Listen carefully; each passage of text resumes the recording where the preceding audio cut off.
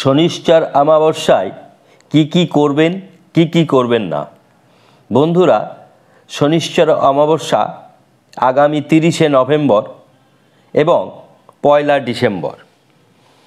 একে মাঘ শীর্ষ অমাবস্যা বলা হয় ও অগ্রহায়ণ অমাবস্যাও বলা হয়। অমাবস্যা লাগবে 30শে নভেম্বর 2024 শনিবার সকাল 10টা 47 ছাড়বে 1লা ডিসেম্বর 2024 রবিবার দুপুর 12টা 3। এই অমাবস্যা অত্যন্ত গুরুত্বপূর্ণ। বিশেষত শনিশ্চর অমাবস্যায় শনিদেব বা শীর্ষ অমাবস্যায়, মাঘ শীর্ষ অমাবস্যায়, অগ্রহায়ণ অমাবস্যায় বিভিন্ন নাম রয়েছে। এই অমাবস্যায় শনিদেব প্রকট হন। বর্তমান বৎসরে শনিদেব কুম্ভ রাশিতে রয়েছে মার্গী অবস্থায় এবং রাহুর নক্ষত্রে রয়েছে। রাহু রয়েছে শনির নক্ষত্রে, দুজনের বন্ধু মিত্র।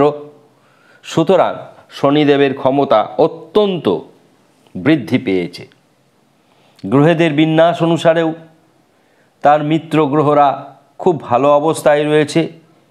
সুতরাং শনিদেবের যে আশীর্বাদ তা 12টি রাশির মধ্যে খুব সুন্দরভাবে তা প্রকট হবে।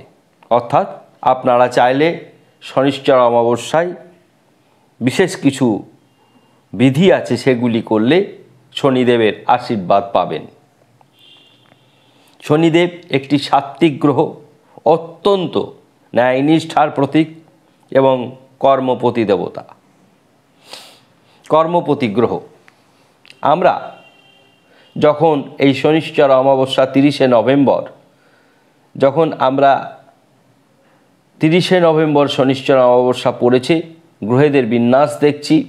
বৃহস্পতির সঙ্গে শুক্র ক্ষেত্র বিনিময় করেছে, মঙ্গল মার্গী অবস্থায় কর্কট রাশিতে রয়েছে, চন্দ্রদেব তুলা রাশিতে রয়েছে, কেতু কন্যা রাশিতে রয়েছে, বুধাদিত্য যোগ তৈরি হয়েছে বৃশ্চিক রাশিতে, রাহু রয়েছে মীন রাশিতে, শনি মূল ত্রিকোণে অর্থাৎ আনন্দ ক্ষেত্রে রয়েছে কুম্ভ রাশিতে। অর্থাৎ বেশিরভাগ গ্রহই খুব সুন্দর এবং ভালো অবস্থায় রয়েছে।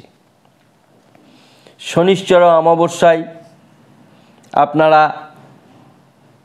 দীর্ঘ বহু বছর পরে শনি তার মূল ত্রিকোণে রয়েছে, মার্গী অবস্থায় রয়েছে, রাহুর নক্ষত্রে রয়েছে।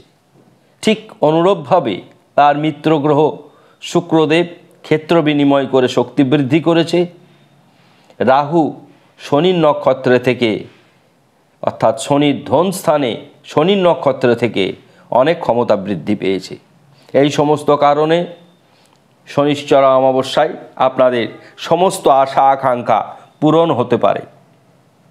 আপনারা আরেকটি বিষয় লক্ষ্য করবেন, অমাবস্যা তারপরে শনিবার, সুতরাং এটিও একটি তার গুরুত্বপূর্ণ দিক। ওই দিন কি করবেন সেটি আমরা আগে প্রথমে বলছি। ওই দিন সারাদিন উপবাসী থেকে রাত্রে খিচুড়ি খাবেন।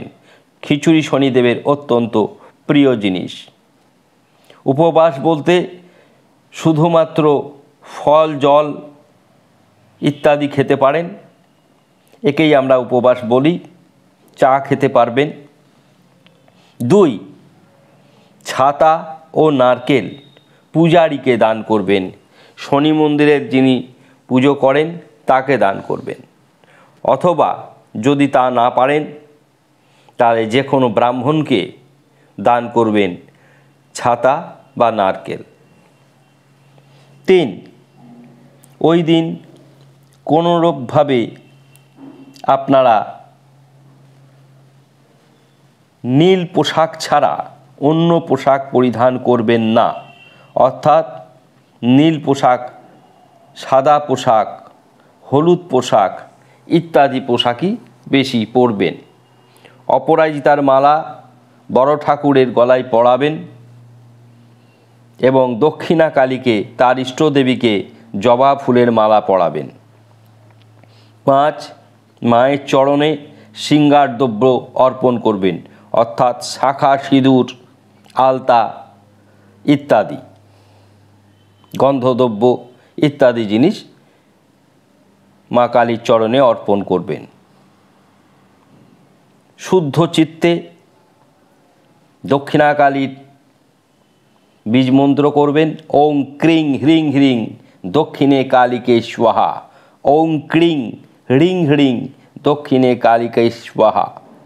দশমহাবিদ্যার প্রথম রূপ এই কালী। পরে শনিদেবের বীজমন্ত্র করবেন এবং 8টি মাটির প্রদীপ সর্ষের তেল দিয়ে অশ্বত্থ বৃক্ষে জেলে দিয়ে আসবেন। এই 7-8টি পয়েন্ট করবেন। এগুলি গুরুত্বপূর্ণ, এগুলিতে কোনো রূপ ব্যয় বা খরচ কিছু নেই। যদি ব্যয় ধরেই নেন তাহলে একটি নারকেল, একটি অপরাজিতা ফুলের মালা, বাকি জিনিস আপনাদের ঘরেই থাকে সাধারণত, সেগুলি দিয়েই এই দিনটাকে সুন্দরভাবে করবেন। কি কি করবেন না? নেশাদ্রব্য সেবন করবেন না, তর্ক বিতর্ক মিথ্যাচার করবেন না, কালো পোশাক পরিধান করবেন না, মামলা মোকদ্দমা কাজে জড়িয়ে পড়বেন না, ময়লা ও ছেঁড়া পোশাক পরিধান করবেন না, নারীদের সঙ্গে দুর্ব্যবহার ও অপমানজনক কোনো রকম আচার আচরণ করবেন না, এতে শনিদেব ভয়ঙ্কর ক্রোধী হন। তাহলে কি কি করবেন সেটি যেমন বললাম আপনাদের সামনে, আর কি কি করবেন না সেটিও আপনাদের সামনে তুলে ধরলাম। আমরা কেন শনিশ্চরা অমাবস্যার দিন নীল, সাদা, হলুদ ইত্যাদি পোশাক বলেছি? নীল বর্ণ শনিদেবের, বৃহস্পতির সঙ্গে শনুর শত্রুতাও নেই, মিত্রতা নেই। হলুদ কেননা বৃহস্পতি অত্যন্ত ক্ষেত্র বিনিময় করে শক্তিশালী হয়েছে শুক্র দেবতায়, সুতরাং তারও পোশাক আশাক আপনারা পরতে পারেন সাদা। সুতরাং নীল, সাদা, হলুদ ইত্যাদি বর্ণের, সবুজ ইত্যাদি বর্ণের পোশাক আশাক বেশি পরবেন, সেদিনকে সাধারণত তাই পরবেন। এবার পারলে মায়ের অঞ্জলি দেবেন, শনিদেবের অঞ্জলি দেবেন। যদি না পারেন বাড়িতেই শনিদেবের বীজমন্ত্র করবেন। ওং ঐং হ্রিং শ্রিং শনৈশ্চরায়। আমরা প্রত্যেকটি এপিসোডে এই বীজমন্ত্রগুলি এত বেশি বলেছি, সুতরাং আমাদের যে কোনো ভিডিওই আপনারা স্ক্রল করলে দেখতে পাবেন।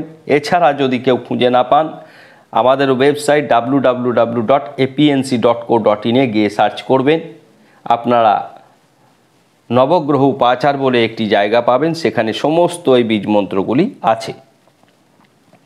এই দিনকে, এই অমাবস্যার দিন, আমরা সমস্ত রাশির জাতক জাতিকাদের জন্য একটি সুন্দর টোটকা বলবো। একাক্ষী নারকেল ও গুড়ের বাতাসা। একাক্ষী নারকেল, একমুখী নারকেল, না পেলে 3মুখী নারকেল, না পেলে যদি তাও না পান, 3মুখী নারকেল না পান, 4মুখী নারকেল সর্বত্র পাওয়া যায়। তাহলে 1, 3, 4 এই চোখ নারকেলগুলি থাকা নারকেলগুলি গুড়ের বাতাসা সমেত শনিদেবকে অর্পণ করবেন এবং মনে মনে আপনাদের সংকল্পের কথা বড় ঠাকুরকে বলবেন, মা কালীকে বলবেন। সমস্ত আশা আকাঙ্ক্ষা পূরণ হবে। আমরা কথা দিচ্ছি, এত সুন্দর অনুষ্ঠানটা দেখুন এবং ভালো থাকলে মন্তব্য করুন, সবার ভালো থাকার জন্য শেয়ার করুন, এই অনুরোধটাও আপনাদের কাছে রাখছি। যারা নতুন আসছেন তারা অবশ্যই ভিডিওটিকে সাবস্ক্রাইব করতে ভুলবেন না। সকলে ভালো থাকুন, ধন্যবাদ।